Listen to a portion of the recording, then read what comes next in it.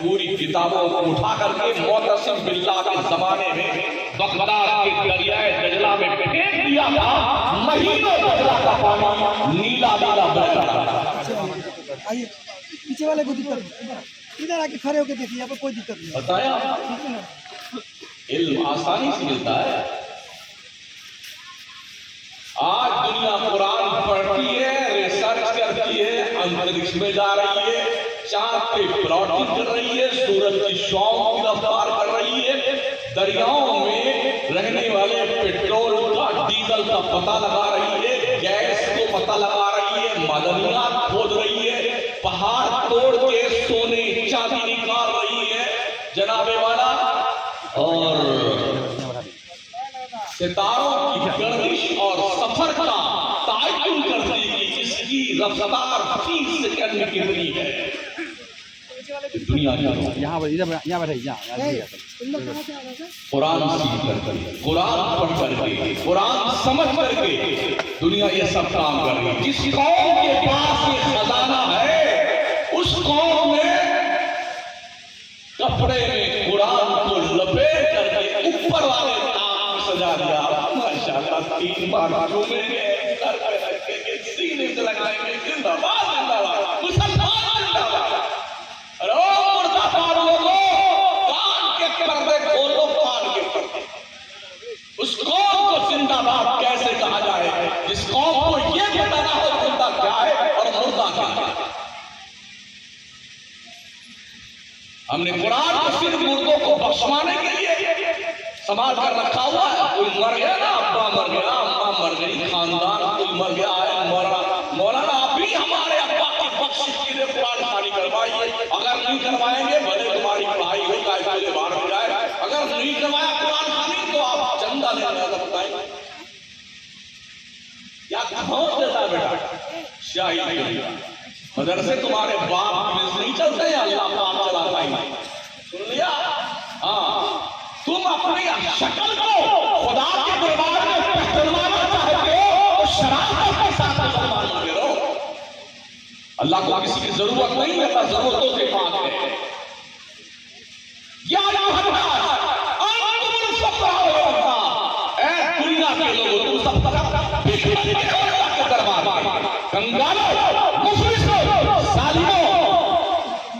दस्तो तुम्हें शर्म नहीं आती है? चंद कौड़ी के तुम्हारे पास मिल्कियत आती, पगला जाते हो, तुम्हारी तोल फटने लगती है।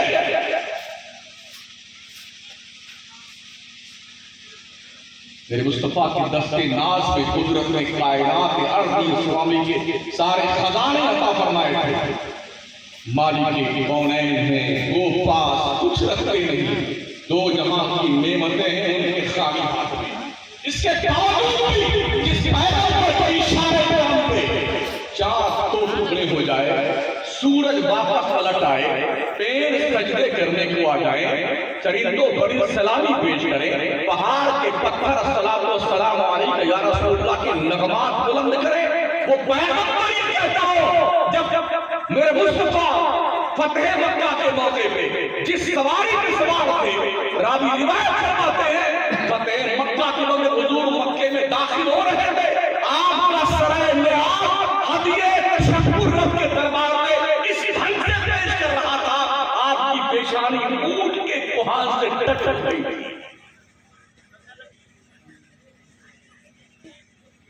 कहां खड़े हो? फैजाबाद के जेलर ने बताया मौलाना हमारी जेल में तकरीबन 70% मुसलमान जेल में बंद हैं। हमें यकीन से पता है 50% मुसलमान जो 20 साल से सड़ रहे हैं ना, इनकी तरफ से कोई हिमायत करने वाला अब तक नहीं आया है। बड़ी बड़ी हवेलियां बना करके कानून की तरफ फंसाने की तैयारी करने वालों, फिरौन बनने वालों, नमरूद बनने वालों, उनका अंजाम पढ़ लो। जिन्होंने अपनी औकात भुलाई थी ना, अल्लाह ने उसको दरिया में डुबो के मारा। फिरौन नमरूद के नाक में मच्छर घुसा दिया, लंगड़ा मच्छर, दिमाग काट काट के उस कमीन को मार डाला। कारून को खजाने का बड़ा नशा सवार था, हुक्मे मूसा का मिला, जमीन निगलने लग गई, उस उसने कहा मूसा हमारी दौलत को हथियाने के लिए हमको जमीन में धंसा रहे हो, जलाले मौसमी और ज्यादा तरक्की पजीर हुआ। फरमाया और जमीन इसके खजाने इसके सर पे लाद दे, अपना खजाना लेके धंस जाए जमीन में। पढ़ा है शद्दाद ने जन्नत बनाई थी, मलकुल मौत ने उसकी जन्नत पर इटली के वक्त में उसकी चौखट पे पटक के मारा था उस मर्द को। तुमने क्या ख्वाब पाल रखे हैं? मेरी बिल्डिंग, मेरा बंगला, मेरी मर्सिडीज कार है, मेरे खानदान के लोग। अबे तुम मरेगा ना, मरेगा। कोई तेरी कमर पर फातिहा जल्दी नहीं पढ़ने आएगा कि चक्कर में बोलो। यही देखा है हमने। और अगर तुम्हें दौलत की चर्बी तुम्हारे तोंद पे सवार होने लगे ना, कभी अपने गांव के कब्रिस्तान का एक बार चक्कर लगा ले बेटे, पता चल जाएगा तेरे तोंद की चर्बी पिघलने लग जाएगी। तुमसे बड़े बड़े टंडेल पे सड़ गए जिनकी बॉडी डिकम्पोज हो गई और मिट्टी खा गई। कितने सरपंच को, कितने एमएलए को, कितने मिनिस्टर को तुम्हारी औकात क्या है? भूल गए अपनी औकात। रब ने तुम्हें खतरे नापाक से पैदा किया, अपनी औकात मत भूलो। या कभी निकल करी अल्लाह खलका फसवाका फअदलक फी अय्यि सूरतिन मा शाअ। तो इस लायक था तेरा चेहरा इतना खूबसूरत बना डाला। ऐ इंसान, तुझे किस चीज ने तेरे रब की तरफ से धोखे में डाल रखा है? वो रब जिसने तुझे बनाया तो ठीक ठीक बनाया। अल्लाज़ी खलका फसवाका फअदलक फी अय्यि सूरतिन मा शाअ। तेरी बकौती थी, इतना खूबसूरत चेहरा तुझे दिया तेरे बड़े। उठा करो, मेरा मौला फरमाता लक़द खलक़नल इंसान फी अहसनि तक़वीम। यकीनन हमने इंसान को सारी कौमों से ज्यादा खूबसूरत पैदा किया है। अगर ये काला के चेहरा खूबसूरत अल्लाह बुझाता तो बना देता, काला कौवा बना देता तो कुछ बिगाड़ सकते थे अल्लाह? सटिया गए तुम, अक्ल मारी है तुम्हारी। तुम समझते हो सारे मौलवी ऐसे ही होते हैं? सारे ऐसे नहीं होते, कुछ हम जैसे भी होते। कुर्बानियां देखने को बाकी 5,000, 7,000, 8,000 रुपए में तुम्हारे बच्चों को, जिनको तुम पाल नहीं सकते हो, फ्री और पढ़ाते हैं। तुम्हारी आंखें शौक से नंगी हो गई है ना। पूरे रमजान के रोजे रख करके बंबई, कलकत्ता, लुधियाना, राजस्थान, पूरे यूपी, बिहार में कौम के सटियाए में सेठों से जिनकी मर्दों की अकलें ठिकाने दे रहे थे ना, 10-10 बार चंदा कर ये मर्दों 100 रुपया देता है। जा करके 100 रुपया किराए में खर्च करता है। तुम्हारे बाप के नौकरी ये जलसा करने तुम्हारे बाप से चंदा लिया गया है।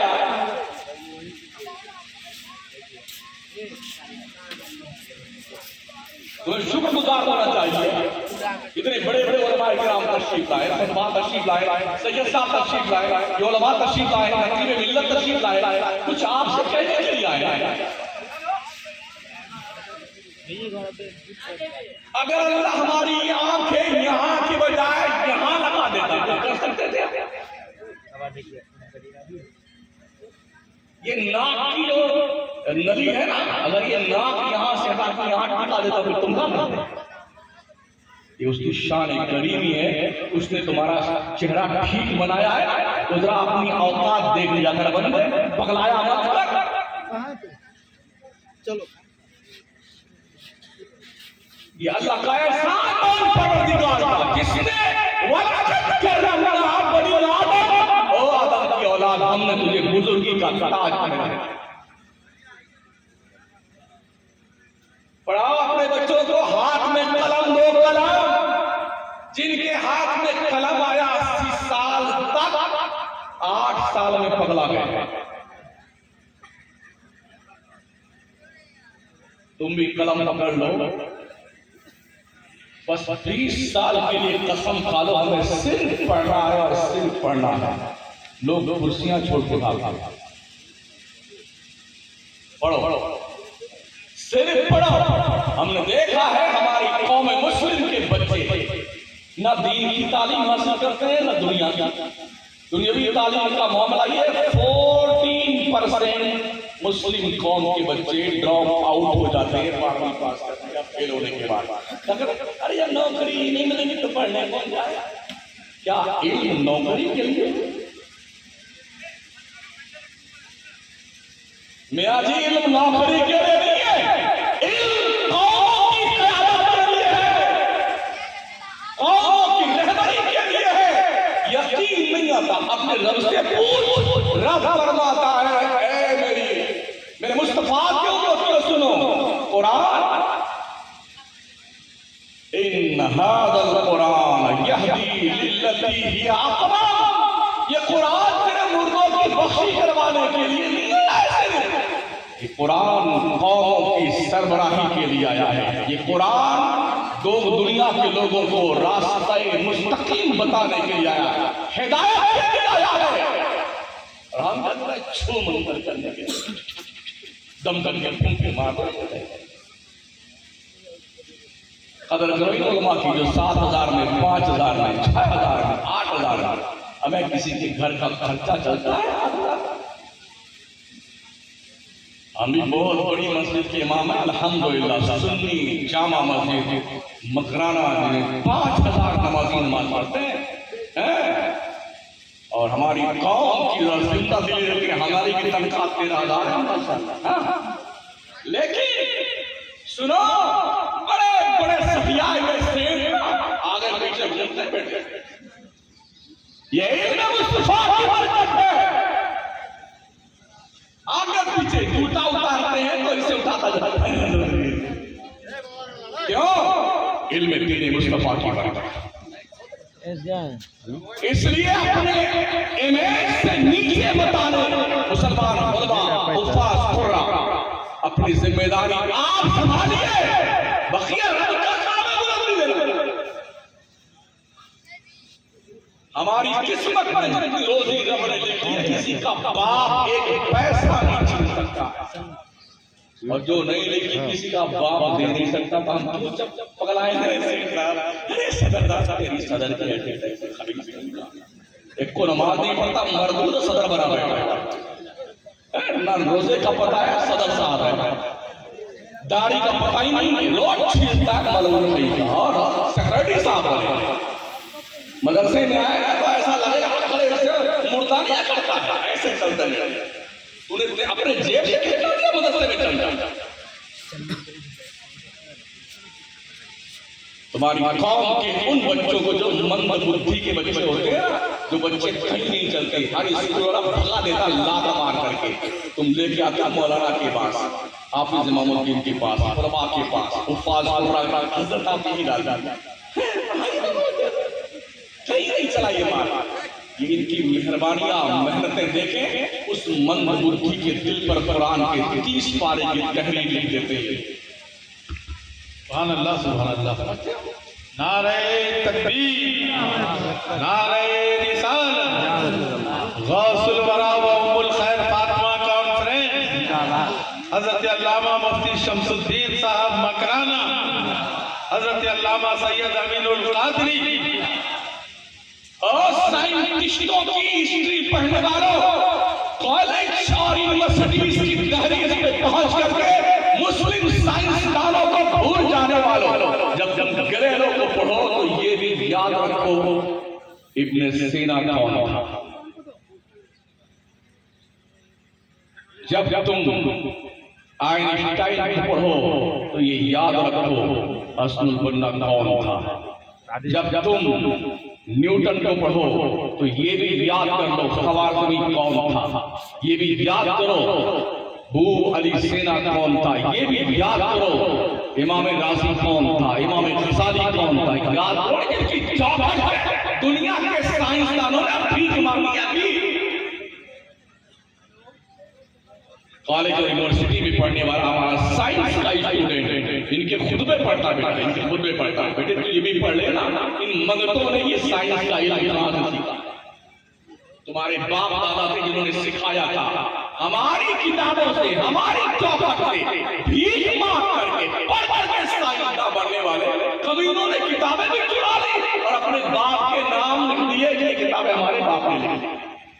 इसलिए जब कोई कौम नाअहल बन जाती है ना तो उसको यही पता नहीं होता कि हमारा खजाना कौन लूट के लेगा। वाह नाकामी मुसलमानों में गैरत न रही, पास से मजहब न रहा, दीन से मोहब्बत न रही। यूं तो सैयद भी हो, मिर्जा भी हो, अफगान भी हो, तुम सभी कुछ हो, बताओ क्या मुसलमान भी हो? तुम नहीं पढ़ता डॉक्टर इकबाल एक बार विलायत से पढ़ के आने के बाद दौरे पे गए थे। इतवार का दिन था, एक पार्क में गए और जाने के बाद पार्क में देखा बहुत सारे बच्चे खेल रहे हैं। कोई गुब्बारा ले रहा है, कोई पापड़ खा रहा है, आइसक्रीम कोई खा रहा है, कोई गुल्ली डंडा खेल रहा है, अपने काम में लगे हुए। टहलते टहलते देखा कि एक छोटा सा बच्चा है जो कलम, कागज, किताब, पेंसिल लिए बैठा कुछ लिख रहा है एक दरख्त के नीचे। घूमते घूमते उस बच्चे के पास गए। आ बेटे, आज तो इतवार का दिन है। हाँ, आज इतवार का दिन।